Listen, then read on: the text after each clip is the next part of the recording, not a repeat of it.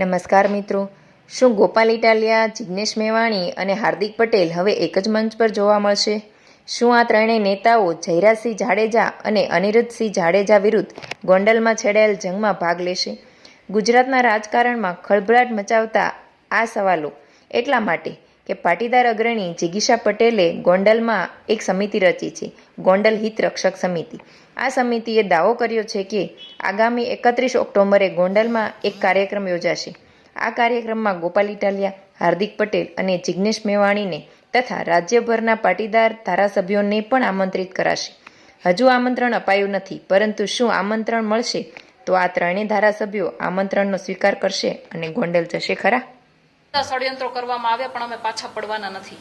આજે તમને આટલા માટે બોલાવવામાં આવ્યા છે કારણ કે ગોંડલની અંદર જે લડાઈ લડવાની છે ને એ લડાઈ સરખી રીતે અને એક કહેવાય ને એક સાચી દિશામાં લડાઈ ને એના માટે થઈ અને અમે એક સમિતિનું નિર્માણ કર્યું છે, ગોંડલ હિત રક્ષક સમિતિ. જેમાં ઘણા બધા નિર્ણયો હવે લેવામાં આવશે, સાથે રહીને લેવામાં આવશે અને નીડર અને જાબાજ જે યુવાનો છે, જે કોઈનાથી ડરતા નથી અને જેને સમાજ માટે કંઈ કરવું છે ને એવા યુવાનો અમારી સાથે જોડાણા છે અને એ બધાને સાથે લઈ અને આગળના જે કંઈ પણ ફેસલા છે એ કરવામાં આવશે.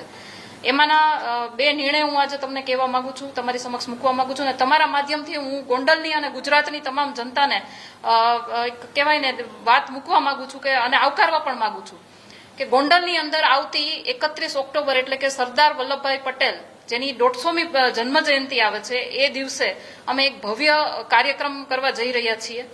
અને સરદાર વલ્લભભાઈ પટેલ એટલે કે જેને 562 રજવાડા એક કર્યા હતા અને જેને ખરા અર્થમાં આપણને આઝાદી અપાવી હતી એવા સરદાર વલ્લભભાઈ પટેલની જયારે 150મી જન્મ જયંતિ આવતી હોય અને એ જ સમયે અમે વિનુભાઈ સિંગાડા કે જેને આખા ગુજરાતની અંદર છોટે સરદાર તરીકે ઓળખવામાં આવે છે, એ સ્વર્ગસ્થ વિનુભાઈ સિંગાડાની મૂર્તિનું જે